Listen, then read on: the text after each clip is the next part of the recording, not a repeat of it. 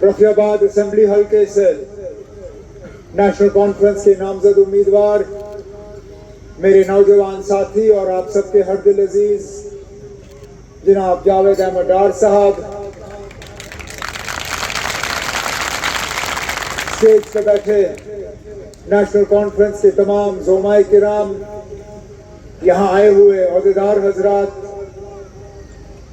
भाइयों बहनों बुजुर्गों नौजवान साथियों, आप सबको मेरे तरफ से अस्सलाम वालेकुम। सरदार भाइयों को सत श्री अकाल। 3 महीने पहले भी इलेक्शन के दौरान मैं यहाँ रफियाबाद की सरजमीन पे आया था। उस वक्त मौसम ने इजाजत नहीं दी कि मैं लंबी तकरीर आपके सामने करूं। ऐसी टूट टूट के बारिश पड़ी और लोग इतने परेशान हुए थे बारिश से कि मैंने सलाम किया, लोगों ने सलाम का जवाब दिया और मैं निकल गया। इस बार भी मुझे एहसास है कि धूप में थोड़ी सी आपको तकलीफ हो रही है, लेकिन कम से कम अल्लाह का शुक्र है फिलहाल बारिश तो नहीं है, तो मैं 2-4 मिनट आपके लेके अपनी बात आपके सामने रखूंगा। मैंने 3 महीने पहले रफियाबाद की सरजमीन पे आके बारामुल्ला पार्लिमानी हल्के से इलेक्शन लड़के अपने लिए आपसे वोट मांगे थे। हकीकत यह है मुझे आपके वोट नहीं मिले। जितनी मुझे उम्मीद थी बारामुल्ला के अपने बांडीपुर के लोगों, कुपवारा के लोगों की, बड़गाम के 2 असेंबली हलकों की, कि मुझे आपकी खिदमत और आपकी नुमाइंदगी करने का मौका मिलेगा, नहीं मिला। चलिए, अल्लाह ताला को मंजूर नहीं था और अल्लाह ताला के सामने हम कौन होते हैं। लेकिन मुझे अफसोस इस बात का रहा कि मैंने उस वक्त जो बारामुल्ला पार्लिमानी हलकों के वोटरों से गुजारिश की थी, मैंने ये कहा था कि खुदारा आप जब अपना मेंबर चुनोगे यहाँ से पार्लियामेंट का, वो मेंबर चुनिए जो पार्लियामेंट के अंदर जाके आपके लिए बात कर सके, जो आपके लिए लड़ सके, जो आपके जज्बातों की तर्जुमानी कर सके, जिसकी तकरीरों से आपके मुतालबे और मुश्किलात हल हो। लेकिन अफसोस की बात यह है कि यहाँ एक जज्बाती कैंपेन चला।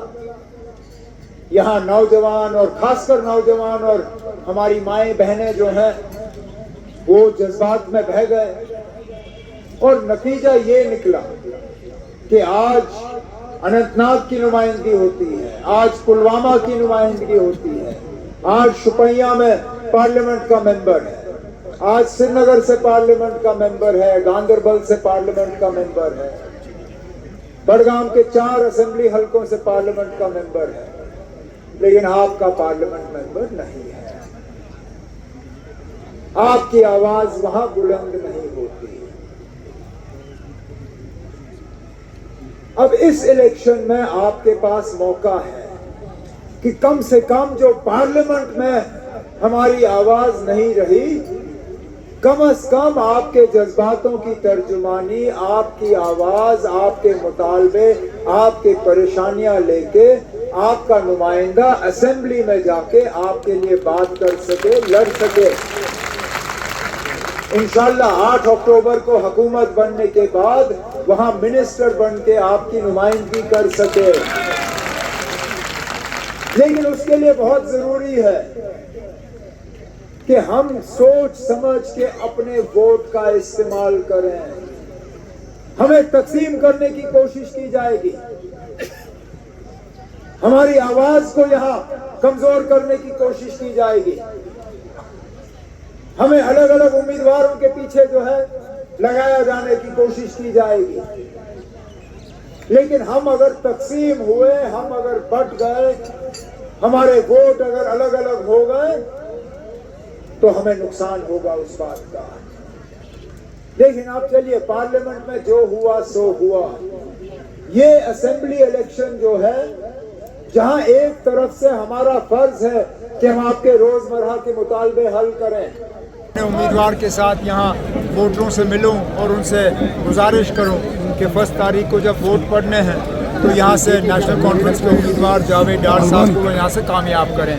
दूसरी बात, यहाँ लोग गवर्नमेंट ऑफ इंडिया के कहने पे वोट नहीं डाल रहे हैं। यहाँ लोग गवर्नमेंट ऑफ इंडिया के सारा कुछ करने के बावजूद वोट डालने के लिए निकल रहे हैं।